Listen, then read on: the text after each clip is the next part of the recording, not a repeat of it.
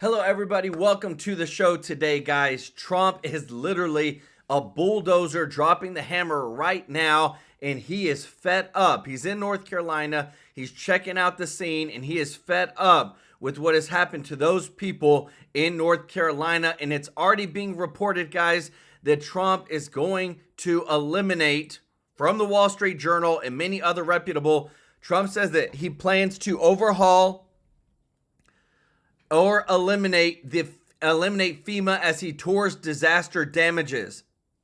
Actually going there, listening to the people, hearing what they have to say, and they said FEMA has been a disaster. There are still people living in tents in sub-zero, just so cold temperatures, guys, and it is pathetic. I cannot believe that we have American citizens that are suffering like this. Trump says it's over. He's going to fix it. He said there's no cost. Whatever they need, he is coming to the rescue. And he said we just need to eliminate FEMA, put a new conditions on states receiving federal aid, and just make sure that if somebody has a disaster, we give it to the governor of the state because they actually know, instead of having an outside organization come in who doesn't know the area and try to fix things and put rules on things, and they have no clue what's actually going on.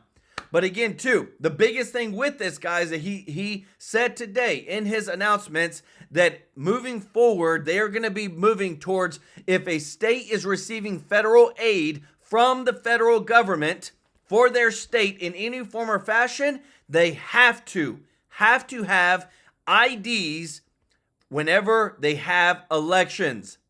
So he is playing it extremely smart, everybody, to make sure that we have safe and secure elections. If you get federal money from the government, you're going to have voter ID when it comes to our elections. Also, he stated that FEMA has done such a horrible job because they allocated billions of dollars to non-citizens that is money that could have been and should have been used for those in disasters such as North Carolina, the Maui fires, even California residents. So now a lot of things are about to change.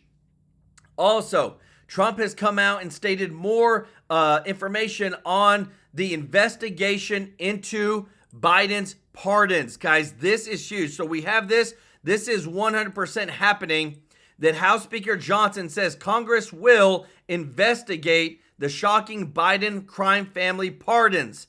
So we know that this is going to happen. And Trump literally came out and said that Biden has a big problem. And Biden was kind of dumb in not pardoning himself whenever he pardoned all the other crooked people. And now that Mike Johnson and Congress are looking into this, he says that there could be a reversal and also, too, of accountability held for what they were trying to cover up. Also, the military is officially occupying the southern border at this moment, and Trump ICE team are on fire. They have removed over 800 criminal illegal immigrants in the United States, have captured them, and they're going to be deporting them as we speak in just 3 days of Trump being president.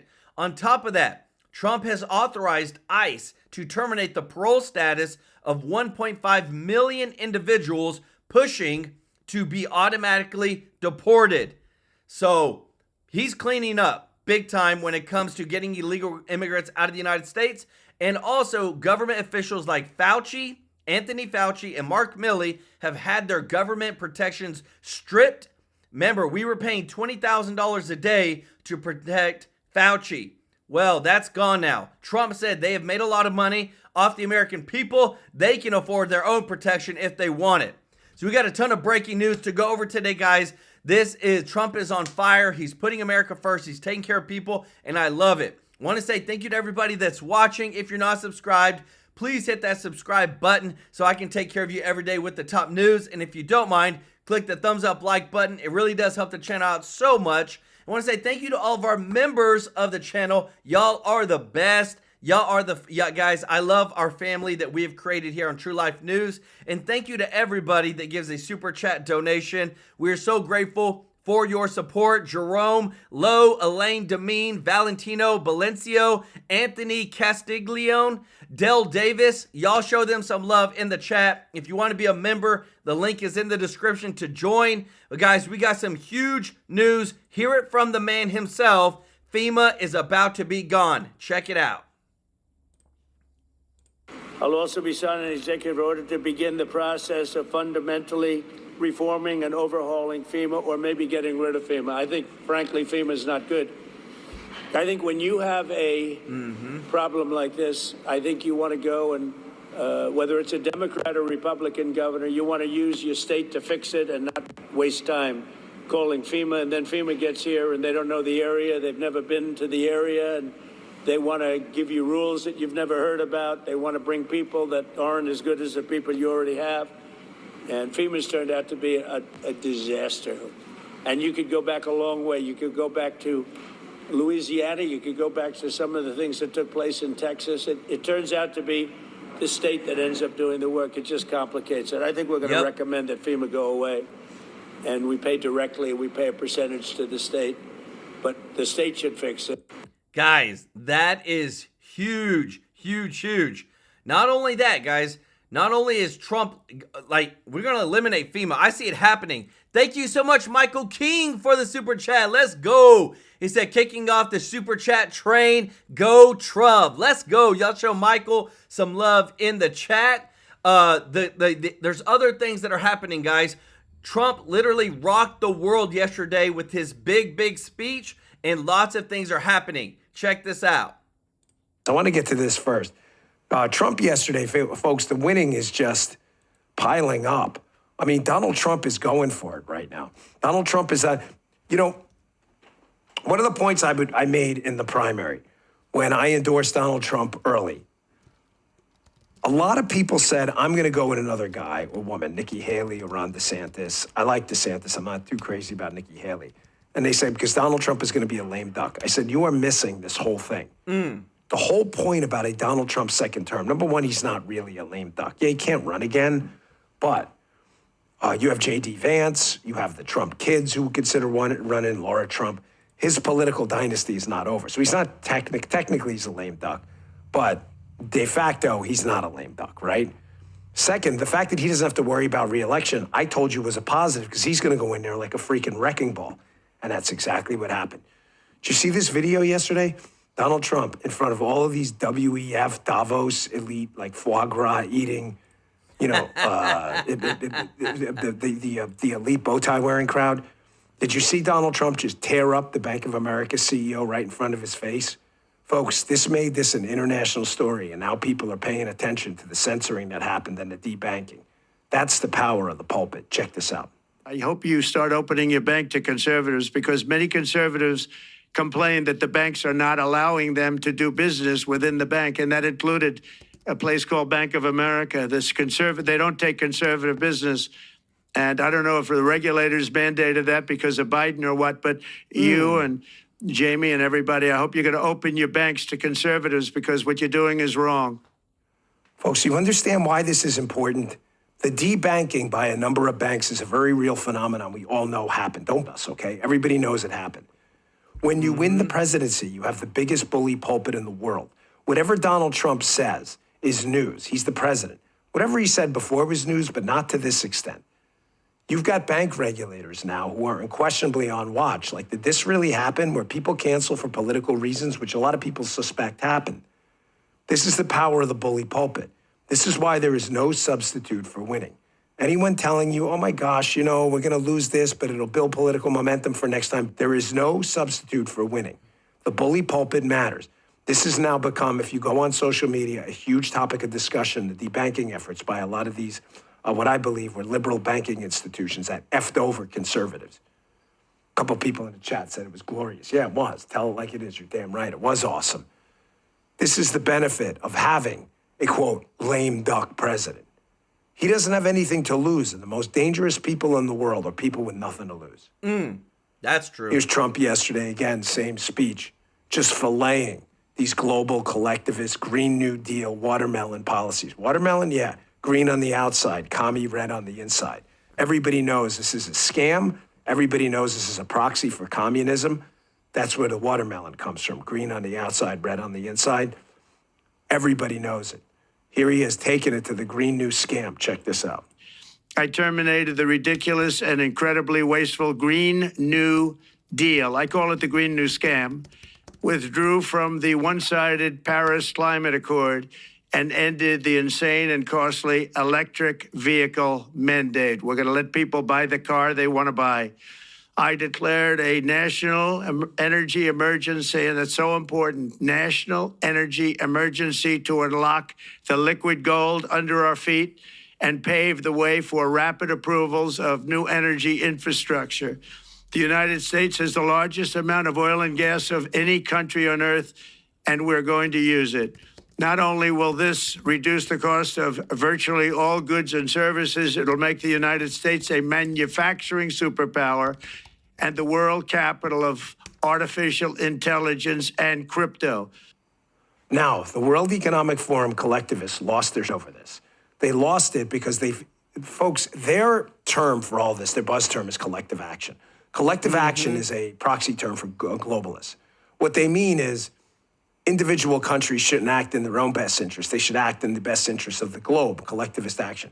Of course, that's ridiculous because different countries have different governing systems. Some of them are totalitarian, authoritarian. The United States needs to take care of the United States first. But because the United States is the richest country in the world, because of our system of our constitutional republic and our entrepreneurial free market system, the collectivists around the world hate us. So they want this leveling equity where they take they basically take the spoils of our hard work. It happens not just at the individual level where people want to tax, the so-called rich to pay people who don't work. It happens around the globe too. That's what they mean by collective action. I want you to watch this WEF elite here, losing her over this. They're in full panic mode.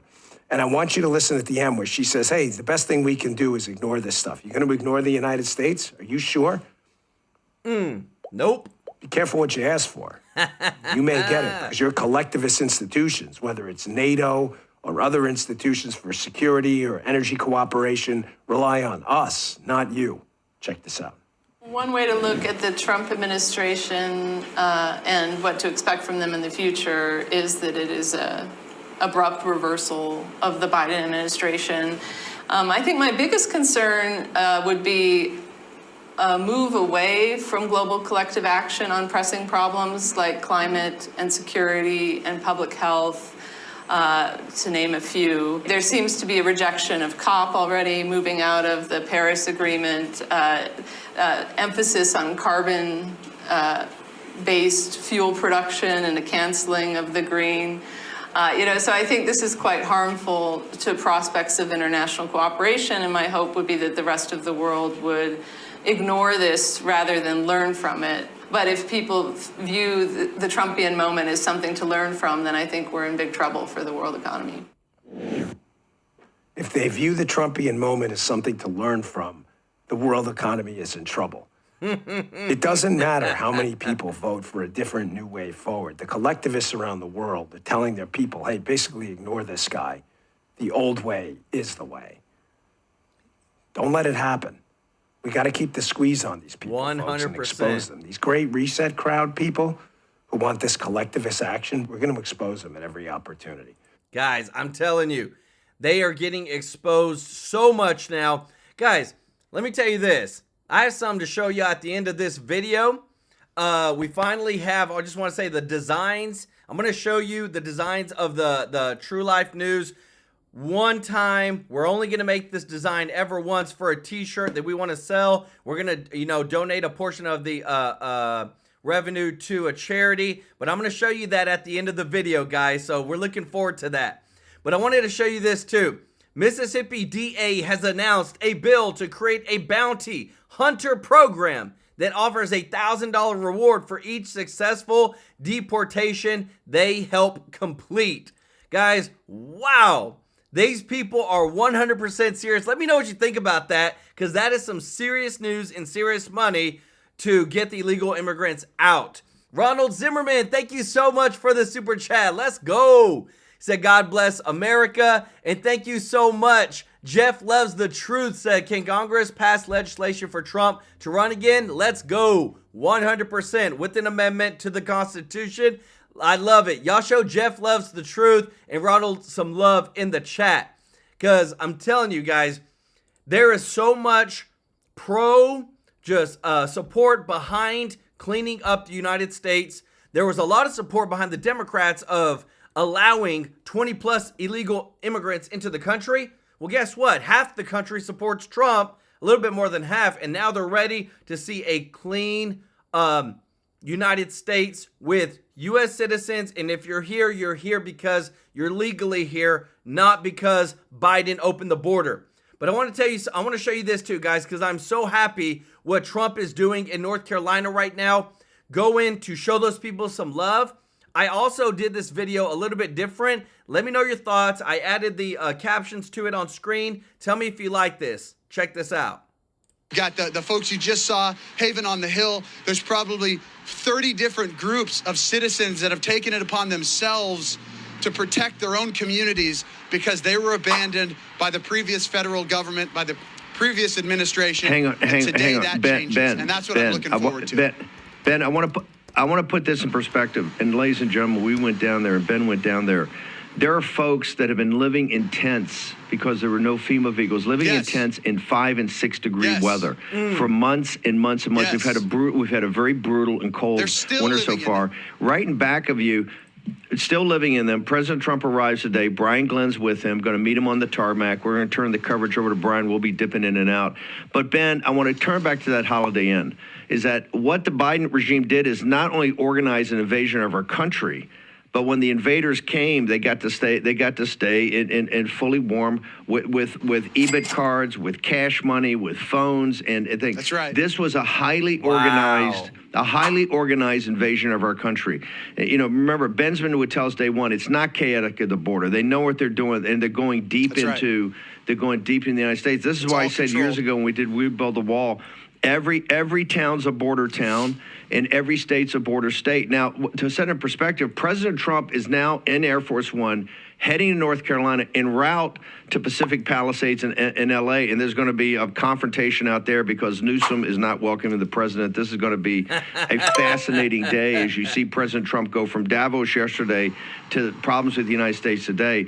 But right there in back of you, Ben, this is where this confrontation, Homan and Stephen Miller are going to force the hand of the mayor of Chicago and the governor of Chicago, the governor of Illinois, Pritzker, who's now running for president, and he's going to use this showdown as he thinks catapult himself into the arms of the progressive, the far left of the Democratic Party that brought this invasion on, loves this invasion, and actually loves the fact that MAGA and the folks down in Appalachia are having to live in almost animal-like conditions. Ben Bergquam. That's so horrible.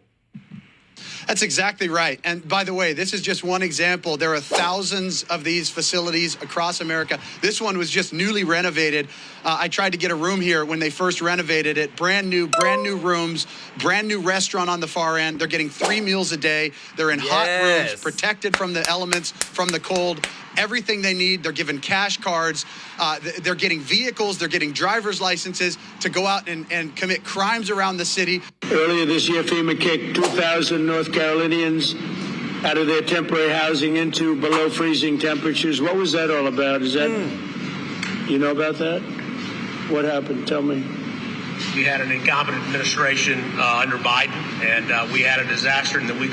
Hey guys, I just realized on the previous part, I thought he was referring to North Carolinians, but he was referring to immigrants. I didn't mean to clap for these people that are illegal immigrants getting hotels, 3 meals a day, cash cards, vehicles, and things like that. That's not cool. But what they're doing now is what you're about to hear here, what Trump is changing. I thought that's what they were talking about. My bad. Check this out. The disaster after the disaster. That was the FEMA response. You have nothing but disaster since then. It doesn't matter at this point. Biden did a bad job. Some residents still don't have hot water, drinking water, or anything else, and many of them don't have quarters. They don't have anything. They got a stipend for what they lost, and we're going to take care of it. This is totally unacceptable, and I'll be taking strong action to get North Carolina the support that you need to quickly recover and rebuild. Guys, that is so important. How long has it been since we've had these issues with North Carolina, with what's happened? I want to give you a quick update. This is from the leading report just, a couple hours ago. The Trump administration has authorized ICE to terminate the parole status of 1.5 million individuals, thereby facilitating their deportation. So this is huge. This is big. Not only that, but we also have it where they are now reporting that more than 840 illegal aliens have been arrested by ICE in the first 3 days of the Trump administration, per the News Nation. That number does not include those taken into custody by Border Patrol, Homeland Security, or U.S. Marshals. So they are 100% moving as fast. Because again, too, guys, this stuff takes time to ramp up. Trump just became president 3 days ago. But what I love is that he's fulfilling those campaign promises to make sure to secure America, secure the border, and make America safe. Check this out. Global power over the past 77 hours?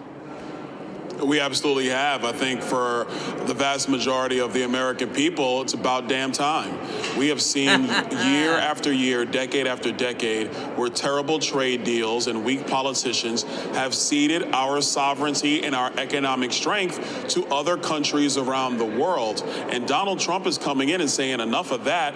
America's going to be dominant. It's going to be number one. And I think that the faulty logic, frankly, in the Democratic Party, but then also with some Republicans, has been that if every other country can rise, even if it means America has to stagnate or slightly decline, it's better for everybody. But that's not the way the real world works. The way the real world works is somebody's got to be the leader. Somebody's got to be the most dominant, and then demonstrate through your work ethic, your ingenuity, what is possible to other nations, and then they can rise themselves by following America's lead. That's Donald Trump's philosophy. That's the American people's philosophy, and that's what everybody at Davos heard today.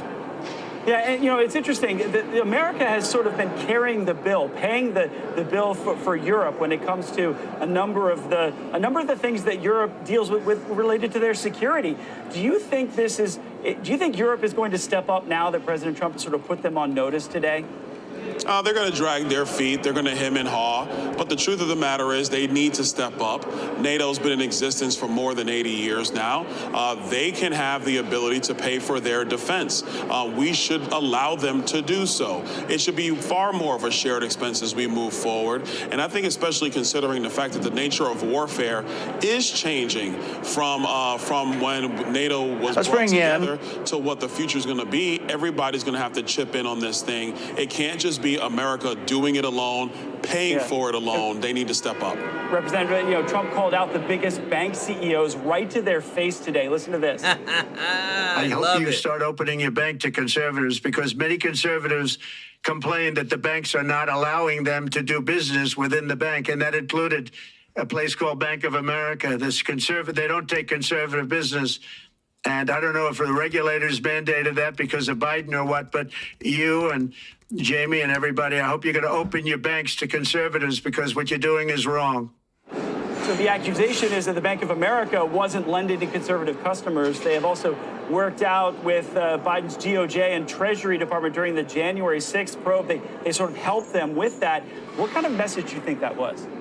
That message was, we are not playing these type of fascistic games anymore. The banks, they have a responsibility to cater to all customers in the United States. They don't get to pick and choose simply because of somebody's politics. That's awful. It's disgusting.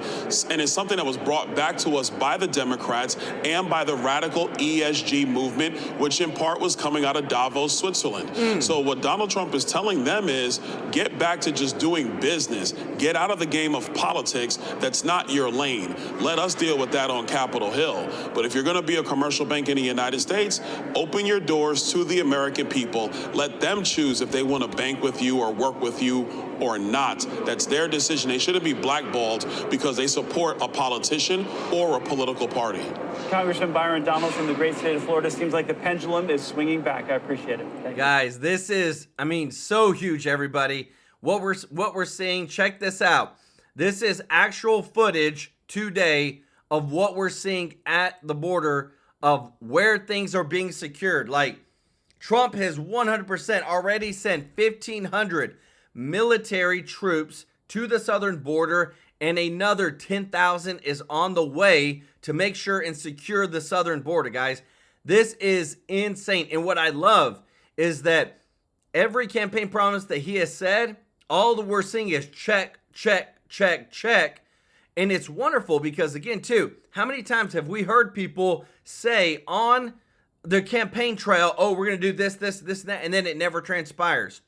Right now, what I love is not only are we seeing this change, look at this, all these people showing up, they're ready to help secure the southern border. This is super, super, just makes you feel great that, okay, now we know who's going to be coming into the United States. Now we know who's going to be actually here that we're keeping track of. Not just, remember, there was almost 3 million gotaways in 1 year under Biden administration. We have no idea who they were, where they're at, what their intentions were, or whatnot. But again, too, that's where we're turning the page. We're looking forward. People are excited about where things are going. But right now, they are fighting tooth and nail over these confirmations, and I wanted to give you an update on that real quick. Check this out. Tactic by Democrats and where things stand today. Well, we knew they were coming this direction, Brett. It's unfortunate, but they're going to try to delay everything that we do for the next 4 years. Organization is the key to winning, and President Trump came out of the election, started naming and appointing, his cabinet nominees, and they've had 2.5 months to look at them. Of course, we've had the same. We've got a plan. John Thune, our leader, has done a very good job of getting us put together in terms of getting everybody in the right slots. Unfortunately, the Democrats are not playing along. They're trying to delay every nomination, 30 hours between each one. We'll get Pete Hegseth tonight. We'll probably vote for Kristi Noem, and then 2:30, 3 in the morning on Sunday morning, we'll vote to confirm her. It's going to be that way all the way through. It's just unfortunate, though, that we're having to convince some Republicans. But let me tell you, yesterday was the first time that I've seen lobbying from Democrats actually come getting in our face, telling us, hey, you're going to regret this vote to confirm this person. You don't need to do it. It's all orchestrated. I understand that, but at the end of the day, President Trump was elected president, given a mandate. Let's get going with this national security group, and we're going to have a tough time with some, but hopefully we can fight through all of them, Brett. You have Secretary of State Marco Rubio and CIA Director John Ratcliffe confirmed, but asked about Pete Hegseth as Defense Secretary nominee. President Trump said this on his way to Marine One this morning. Whatever it is, he's a good man. I don't know what's going to happen. Never knowing those things, but Pete's a very, very good man. I hope he makes it. I was very surprised that Collins and Murkowski could do that. And of course, Mitch is always a no vote, I guess. Mitch a no vote? I mean, the question there, Senator, was, is Mitch a no vote, meaning Mitch McConnell, former Senate Majority Leader?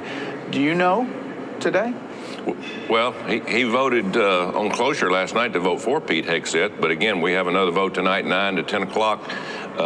We will probably lose Collins and Murkowski, but I think if you look at the long game here, Senator McConnell understands that we have to get somebody in there very quickly because of all the fires that we have all over the world.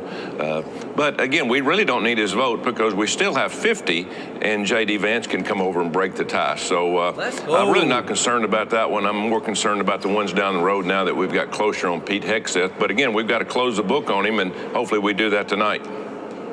And just to close the loop on this, on the Hegseth vote, if McConnell does vote no, I know he voted for cloture, but voted no on, or if he votes no on Hegseth, you couldn't lose any more because J.D. Vance, the vice president, would have to break the tie. So is there anybody else you're worried about? Tom Tillis, anybody else? No, not really. If you look at this, again, as I said earlier, they were on the attack mode last night before the vote of going around to each one of us. I think each one of them had an assignee of a Republican and just saying, you're going to regret this. He's not the person for the job. We didn't do all this when they had their nominees. But again, that's the tactic they're going to use for the rest of the confirmation process. I think we'll be fine. Again, it might just be 50. Senator McConnell will just have to wait and see how it votes, and we might get one of the votes out of Murkowski and Collins. Again, it's a different vote, a different time, but then we need to get this one going, confirmed, and on to the next nominee. All right, Senator Tuberville. Guys, and this is where we are hearing that Trump is ready, that if Pete Hegseth does not get the votes, if the other ones don't get the votes, that he'll put Congress into recess in order to put his people in and make sure that Pete Hegseth, Kristi Noem, Tulsi Gabbard, RFK Jr., the main ones that he wants and that he worked with will be able to get their cabinet positions. Guys, I love this right here. So somebody posted this. This actually is happening on live TV. This is a wording of it from what just happened. Trump literally is talking to victims of Hurricane Helene, right? And asking them on national television to name the insurance companies that stiffed them. Like, this is like at the highest level of transparency and saying, look, don't hold back. There's these corporations out there that if they're going to take care of anybody, they need to take care of American citizens in their time of need. And if they haven't, call them out, whoever it is. And I'm really excited to hear it because, again, too, what is it? It's transparency. It's putting America first and not just allowing Americans to continuously get screwed over time and time again. We're past that stage. Everything that Trump is doing is just, he's making decisions so well, so decisively, and it's all an America First agenda. I love it. Check this out. All of it. Well, let me start and say, I thought it was a sign of your 30-year friendship with the president that he gave the most relaxed, most conversational interview I've ever seen him give. And I thought it was really encouraging because, you know, if you're going to be as bold and as aggressive as he's being, it's kind of nice to be reassured that he's able to have the kind of real conversation he had with you. And I think he was able to listen. There were times when you and he didn't agree, but it was all done in a tone that I thought was about as good as it's ever going to get. I would say, I've already written a newsletter at Gingrich 360 saying that he gave the most revolutionary inaugural address in American history. And I went back and I looked at Jefferson, Jackson, Franklin Delano Roosevelt. There's no question, but the address that Callista and I heard when we were there on Monday was literally the most revolutionary. And what's amazing is, in his first 4 days, he has been implementing it. He didn't just talk about it. My guess is, if he keeps this pace up, by the end of 10 days, he will have accomplished more change than Franklin Delano Roosevelt in that famous 100-day period. I've never seen anything like it. It's clear that the America First project actually created an opportunity for the development of executive orders, for thinking things through. But you're seeing a truly historic moment of just very dramatic and very decisive change. You know, I think the reason is that there is nobody else like him. No. I've known a lot of politicians over the years. You had your own very unique style. I had a front row seat when you were the speaker. I agree with you. On one level, he was as relaxed as I've ever seen him, but he was also dialed in, laser focused, and he wants to get it done, and he can't get it done soon enough. I mean, bring me the next paper, make the next phone call. And it's been like that since Election Day. You know, I talked to people that are at Mar-a-Lago, and they've been working around the clock the whole time. Let's go. You know, I mean, I think clearly he's going to be as consequential as Franklin Delano Roosevelt was. And if they can actually keep the House in 2026 and continue the momentum, at which point I think they'll win in 28, he will really be in the same league as President Franklin Delano Roosevelt, who, remember, created a governing majority that lasted 90 years. Wow. I mean, these are big moments. You don't get them more than once a lifetime. And I think clearly President Trump now is moving to be one of the most consequential presidents in American history. I think, frankly, just below Washington and Lincoln, but certainly he'll end up in the same league with Jefferson, Jackson, and Roosevelt. Oh, 100%. And that's pretty, to actually be living through it, to be here, to see this. to watch the range of what he's doing, from very detailed things to huge sweeping things. It's remarkable, I think. I don't really see any obstacle. I've made the observation, and I do believe that legacy media died on November 5th, and they don't have the power, the impact, the influence that maybe they did when you were Speaker. And I would argue that Democrats, they don't know how to handle him. They've thrown everything they could possibly think of at him, and it wasn't successful. So now, like, people in the media are back to, calling him or Elon Musk a Nazi. That's what they seem to have been reduced to. Yeah, I think all his nominees get through, and I think his agenda gets through. Look, I mean, I guess my only caution, Sean, would be this is phase one. This is not the realignment. This was the ticket to get into the dance. Now we've got to dance well enough that we keep the House in 26, and we've got to deal with a world that's dangerous. There was a reason that John F. Kennedy had a little boat, or rather a little plaque on his desk that said, "Oh, Lord, your ocean is so big and my boat is so small."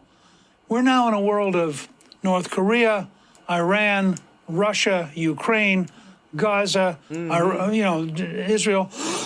Excuse me. And in that kind of a world, you have to remember every morning with a certain humility that even somebody as big as President Trump, and as I've said, I think he's going to be in a very unique small league, even as big as he is, having a little bit of luck, a little bit of humility, recognizing how much bigger the problems are than we are, and then just every day doing your job as best you can, I think he has a real chance, not a certainty, but a real chance to profoundly shape history, not just for the U.S., but by definition, if you change history here, you're going to change history across the planet. You see it in Argentina. You see it in Italy. There are people who are becoming Trump-like, following Trump-like policies, and I think that will spread. Let's go. What scares me is, in a moment, I think the trajectory of his presidency could change. We have known terrorists, cartel members, Iranian assassination squads, gangs in the country, but we don't know where they are. But we do know they're after him. Wow. We could be at war at any moment, and, after a terror attack on our homeland. How much do you worry about that? Well, I think it's a factor. I frankly also worry about stumbling into a nuclear war with Russia, or stumbling into a big fight over Taiwan with China, or who knows what Kim Jong-un is motivated by. And as you pointed out in your interview, which, by the way, I thought was a remarkable historic document. I mean, the ground you two covered together was amazing in these 2 nights. So I think we always have to worry and remember that we need God's advice and counsel and God's support, because the world is much bigger than we are, no matter how big we think we are. Well said. Guys, let me tell you this. The effect is insane. I want to show you how quickly things are moving. We just talked about how Trump said, and he's calling out all these insurance providers to do what? To be named for those that have stiffed Americans on their insurance when it came to the Hurricane Helene, the disaster areas. Josh Hawley right here. This is his official letter to the insurance carriers, to the insurance companies that he said are bankrupting good Americans by denying them thousands of claims from Hurricane Helene and Milton to come to the Senate and testify under oath. That's how quick they're moving, guys. This is crazy. Like, the Trump effect is so real, and this is coming now from Congress. This is what we want. Accountability. Thank you so much, Michael King, for the super chat. Let's go. He said, I hope the Trump wave ignites a broader movement, awakening a global push against the tide of unchecked globalism and sparks of reclaiming of national sovereignty and identity across the West. Yes, 100%. And what's new? Said, we are witnessing unprecedented American history. I love it. Y'all show what's new and Michael King some love in the chat. And also, too, guys, we got almost 1,500 people watching. If you haven't hit the thumbs up like button, please do so. It really does help the channel out so much with our growing. Guys, I'm telling you, the biggest thing is you've got 3 people that are going to affect America in the biggest way possible, but we need these three people to be aligned. There's been talks of infighting between Mike Johnson and Senator Thune. Senator Thune is the leader, Senate Majority Leader of the Senate. So we have exclusive words from him on where things are at and where we need to go, because again, if Senator Thune doesn't align and doesn't get his people in check, then Trump's agenda doesn't get passed. Check this out. Well, we covered a lot of ground, and the president obviously now he's in charge, and it's a great feeling to have him back in the Oval Office and be able to work with somebody who shares the objectives, and we have a shared vision for where we want to go for the country. He wants to obviously renew American energy dominance. He wants to secure the border. He wants to rebuild our military. He wants to strengthen our economy, make sure that we don't have a $4.5 trillion tax increase at the end of the year. So these are all things that we agree on, and just the EOs in the first day. I mean, the tremendous amount of action he's already taken, and I think the people across the country are reacting really well to it. So a lot of it today was kind of about how we get there. So it's the strategy, the tactics, et cetera, but we're all heading the same direction. It seems different than 2017 in that there seemed to be more Republican reluctance, resistance to President Trump. Not anymore. Am I right in that perception? Yeah, I think that's a fair. I mean, and part of it is, I think you can't help but notice what happened in the country. I mean, he made history this year, and it was a decisive mandate given to him by the American people. And so I think that it's on all of us in response to that to make sure that we're being good partners with him to accomplish his agenda. Let me read to you. Insider Advantage came out with a poll, and it was very telling. It just came out in the last hour. And it says, the question was, I want you, meaning a representative, senators and congressmen, to vote in unison to help pass President Trump's appointees and legislative agenda. 70% of people want that.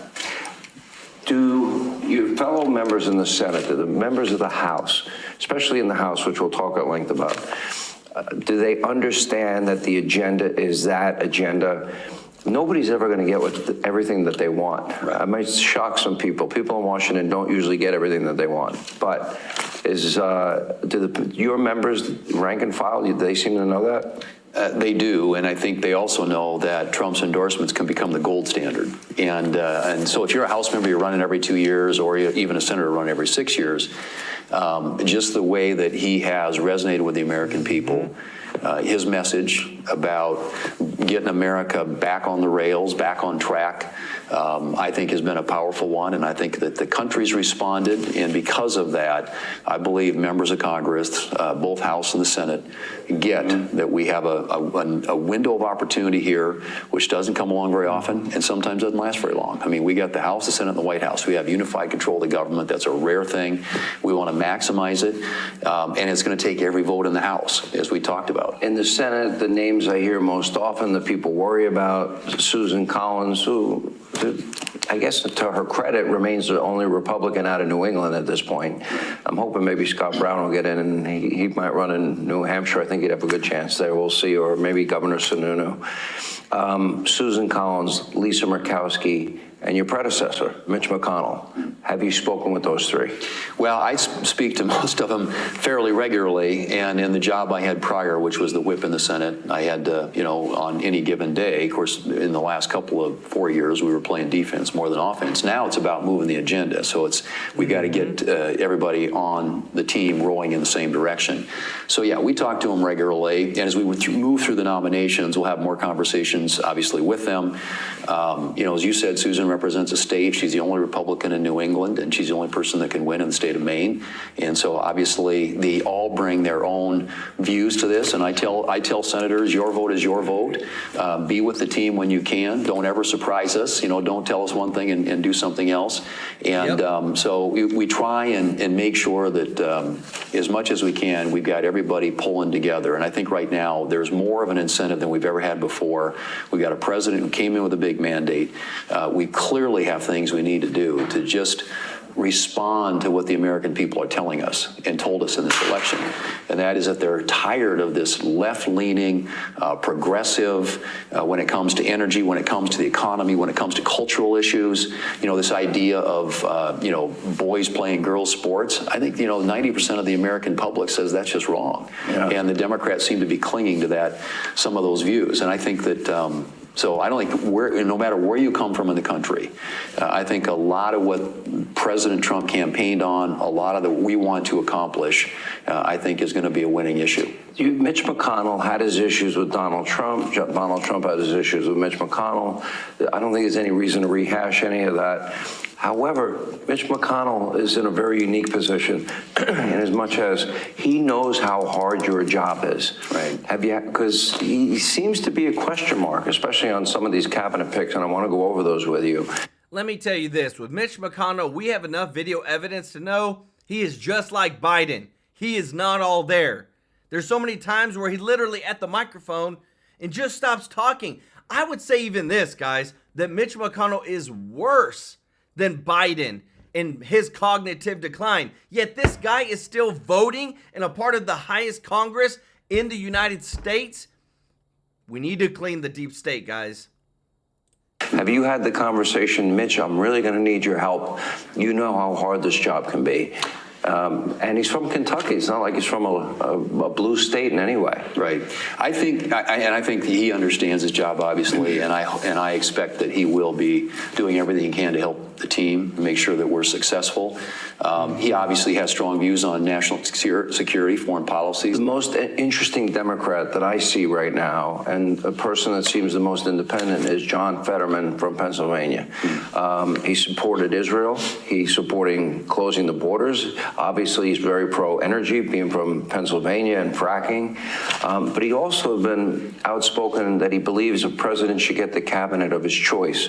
Have you developed a relationship yet with him? Not as much as I should, and I need to. But we do have, I know members on our side who are talking to Senator Fetterman. And I've been impressed by, as you point out, many of the positions that he's taken, because I have to confess I was wrong about him on a lot of things. I was deep in the pain for Oz. Well, I think we all were, when he first got here, assuming he was going to be a sort of a far left progressive, and I think he surprised a lot of people with positions that some of which you mentioned.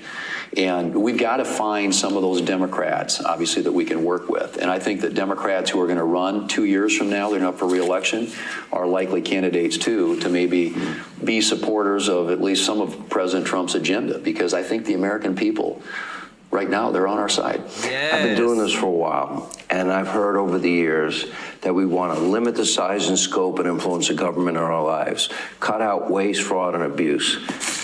This, to me, seems like well, you've heard about it a lot, too. Right. This seems to me to be an opportunity that maybe we will never get again in our lifetime. And President Trump has appointed Elon Musk. He's working outside the government to identify areas of waste, fraud, and abuse, including the elimination of departments. He believes he can cut $2 trillion out of spending. We have nearly $40 trillion in debt. Is that something you think just so transformative that Senate Republicans are willing? We give lip service to these things, right? Limited government, greater freedom, eliminating waste, fraud, and abuse, right? Here's the opportunity. Does the Republican Party truly stand for that? Isn't that a test now that's coming their way? It is. I mean, I think a limited, smaller, more efficient, more effective government has always been an aspiration for Republicans. And what I've noticed in the time I've been here is every spending fight that we have, Democrats want to spend more, Republicans want to spend less. And because of the rules in the Senate, which require 60 votes and some Democrats to get anything done, it's harder to squeeze spending. But I think we have, as you point out, a unique opportunity here. We have a House, Senate, and White House, and unified control of the government. We can use reconciliation to do some of these things, and we ought to be looking as hard as we can through DOGE and other ways of doing that, and of course, including Congress and the role that we play in all this, to try and reduce the size of government and reduce what in my view is the consolidation and centralization of power in Washington. I'm a big believer in distributed power. I think you get it out of Washington, you get it back education be closer an to area? people. Absolutely. I mean, I think that is a perfect example of what we ought to be able to do, to block grant a lot of that responsibility, decision-making back to state and local levels and get it back in the hands of the American people. And, Democrats through the Inflation Reduction Act, or so-called Inflation Reduction Act, American Rescue Plan, did what they usually do when they have control of Washington. They grow government. They believe that government has all the answers, has all the solutions. And I think just fundamentally, that's at odds not only with what makes sense from a common sense standpoint, but I think it's at odds with where the American people are. Guys, let me tell you this. We are at such an inflection point. I want to show you, because we've got some great news about what Doge is doing and what's happening behind the scenes, about the the cost-cutting savings in government. I want to say thank you so much, Andy, for the super chat, who said this rhino is a copy of a turtleneck. Guys, they say Thune's a rhino. I feel like he's the type of guy that he's going to go with the wind. And right now the wind is with Trump, and so that's where he's going. But thank you so much, Andy, for the super chat. And thank you so much, Ronald Zimmerman, for the super chat. It said, President Trump go after Gavin Newsom in California. Well, that's what he's doing right now, guys.